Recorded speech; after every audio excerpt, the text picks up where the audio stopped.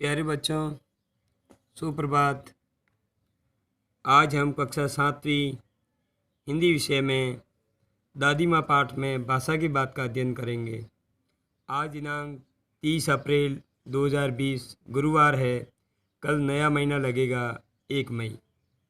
तो प्यारे बच्चों, भाषा की बात करते हैं। दादी माँ पाठ में आपको ध्यान देने की बात यह है कि समानता का बोध कराने के लिए, समानता का बोध यानी ज्ञान करवाने के लिए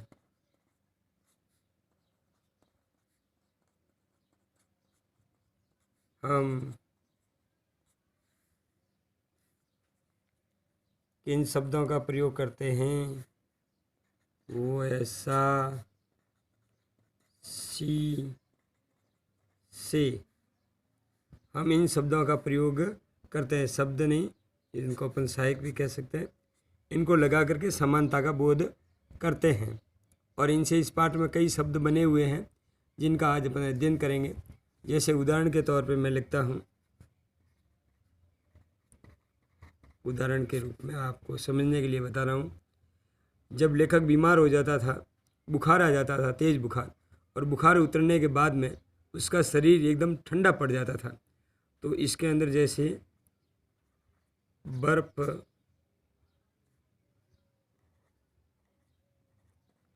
ठंडा शरीर, ये शब्द हैं। तो यहाँ पे इन तीनों में से कौन सा आएगा? जैसे बुखार उतरा तो उसका शरीर ठंडा पड़ गया। ठंडा किसके समान पड़ा? बर्फ़ के समान। बर्फ़ और ठंडा, इनकी दोनों की समानता बताने के लिए सा सी से में से कौन सा यहाँ पर लगेगा? तो आप प्रयास करेंगे, आप विचार करेंगे। बर्फ़ सी ठंडी शरीर नहीं बैठेगा, बर्फ़ से ठंडा शरीर भी नहीं बैठेगा, बर्फ़ सा ठंडा शरीर, हाँ ये बराबर सही बैठ रहा है। तो बर्फ़ सा ठंडा शरीर। अब इसको वाक्य में प्रयोग करो। वाक्य में प्रयोग आपको करना है, तो किस प्रकार करना है एक मैं उदाहरण के तौर पे बता देता हूँ आपको। बुखार उतरते ही, आप लेखक का लिख सकते हो, अपने दोस्त का लिख सकते हो, किसी का भी नाम लिख सकते हो, और नहीं लिखोगे तो भी चल जाएगा। बुखार उतरते ही उसका शरीर, उसका की जगह आप किसी का नाम भी लिख सकते हो। उसका शरीर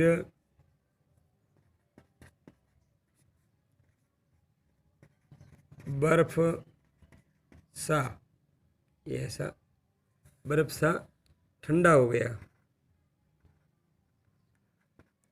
ठंडा हो गया। तो ये इसका वाक्य में प्रयोग हो गया। अब समझ में आ गया? एक बार वापस समझाता हूँ। समानता का बोध करवाने के लिए हम सा सी से का प्रयोग करते हैं, ठीक है ना?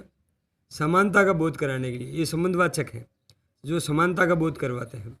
उदाहरण के तौर पे बर्फ ठंडा शरीर, तो यहाँ पे सा सी से में से अपन ने क्या लिखा? सा लिखा।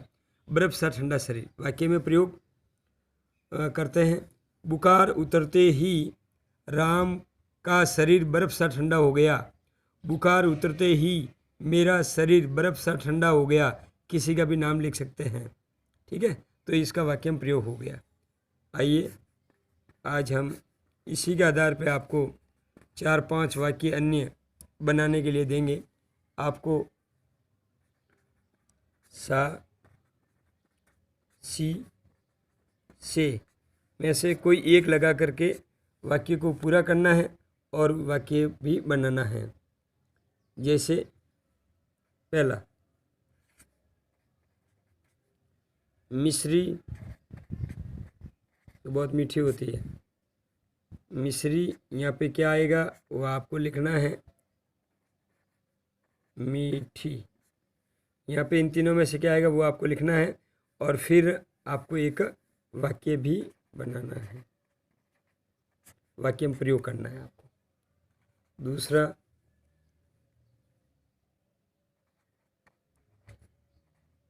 हल्दी, यहाँ पे क्या आएगा, पीला, और फिर आपको यहाँ पे वाक्य बनाना है अपनी मर्जी से, जिसके अंदर ये पूरा इसका प्रयोग हो जाए। तीसरा है सागर, यहाँ पे खाली जगह है, गहरा, यहाँ पर आपको वाक्य बनाना है। वाक्य आप अपनी मर्जी से बना सकते हो, जिसके अंदर सागर खाली जगह गहरा ये वाक्य में प्रयोग होना चाहिए। नन्ही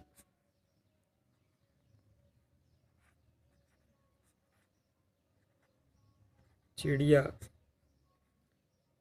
इसका भी आपको वाक्य बनाना है और खाली जगह भी भरनी है। पांचवा और अंतिम,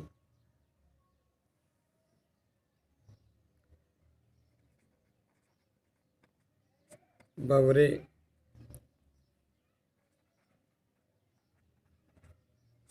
काले, यहाँ पे खाली जगह आपको भरनी है और वाक्य में प्रयोग करना, एक एक वाक्य बनाना है। तो प्यारे बच्चों, आज हम आपको इतना ही काम देंगे, आप ध्यान से समझें। वापस बता रहा हूँ, भाषा की बात के अंदर समानता का बोध कराने के लिए हम सा, सी, से का प्रयोग करते हैं।